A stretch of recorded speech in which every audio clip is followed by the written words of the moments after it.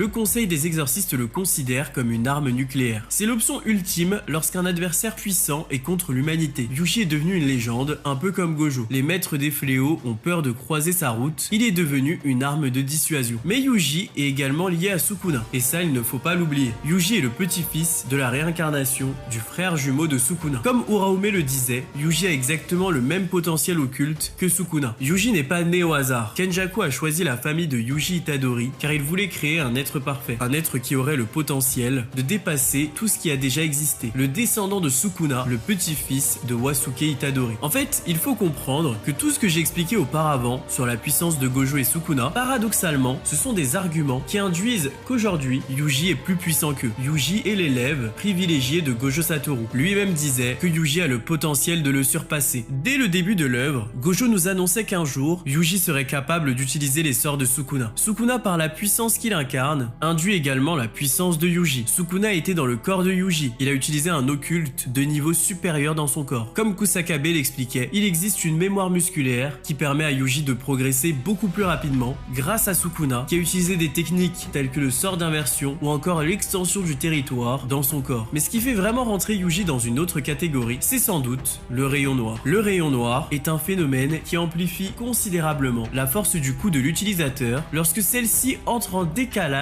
avec son énergie occulte dans un délai d'un millionième de seconde. Comme l'explique Nanami et Todo, on peut vraiment faire la distinction entre les exorcistes ayant expérimenté le rayon noir et les autres. C'est un niveau de concentration totale, comme si l'exorciste entrait dans la zone. Gojo face à Sukuna, lorsqu'il était au sommet de son art, a réalisé plusieurs rayons noirs. Sukuna face au raid d'exorciste a également réalisé plusieurs rayons noirs. Mais leurs performances ont été ridiculisées par Yuji, qui a détruit tous les records de rayons noirs d'affilée. Mais ça ne s'arrête pas là, parce qu'on découvre dans Jutsu Kaisen Modulo que Yuji Prime peut envoyer des rayons noirs sur commande. C'est la plus grande prouesse occulte possible dans Jutsu Kaisen. D'après Gojo, des variables comme l'humidité, la densité peuvent conditionner l'apparition d'un rayon noir. Pour Gojo, c'est impossible d'en envoyer sur commande. Mais Yuji a littéralement fait mentir Gojo. La puissance que Yuji a atteint aujourd'hui n'est même pas quelque chose que Gojo imaginait en 2018. Rendez-vous compte, le rayon noir est une manœuvre exceptionnelle. Gege nous expliquait que 5 rayons noirs de Yuji tueraient instantanément Jogo, donc c'est pour dire la puissance de Yuji Prime. Yuji avec 5 coups de poing, sans même utiliser de sort occulte à proprement parler, pourrait tuer des fléaux de rang S d'une facilité déconcertante. Avec ses rayons noirs sur commande, Yuji a également un sort d'inversion illimité. Son sort d'inversion est supérieur à celui de Gojo et Sukuna. Yuji sera toujours capable de soigner ses blessures, contrairement au roi des fléaux et à Gojo. Il les surpasse complètement. Sans compter que son sort d'inversion est encore plus efficient grâce à la manipulation du sang. Yuji peut transformer son énergie occulte en sang avec beaucoup moins de difficulté que n'importe quel exorciste. Yuji a régénéré sa jambe extrêmement vite et s'est soigné à une vitesse qui a même impressionné Sukuna à Shinjuku. Donc imaginez seulement aujourd'hui, les dégâts de Yuji ne doivent même pas être visibles. Il les soigne quasi instantanément. Ryu disait à Yuta que régénérer un membre est extrêmement difficile, même pour quelqu'un ayant une énorme quantité d'énergie occulte. Yuji est à un tout autre niveau. Même si les points de Gojo, renforcés par bleu, sont très puissants, en combat au corps à corps, Yuji Prime n'aurait aucun mal à terminer Gojo ou Sukuna. Si maintenant on parle de puissance occulte pure, Gojo et Sukuna possèdent tous les deux des sorts iconiques capables de détruire une nation. Mais Yuji Prime n'est pas en reste. Avec une petite goutte de sang, Yuji a réussi à immobiliser absolument tous les exorcistes et tous les Simuréens présents dans un immeuble. Cette attaque, en plus d'être puissante, est empoisonnée. Imaginez-la seulement boostée au maximum. Le clan Kamo fait partie des grands clans d'exorcistes, tout comme le clan Zenin et le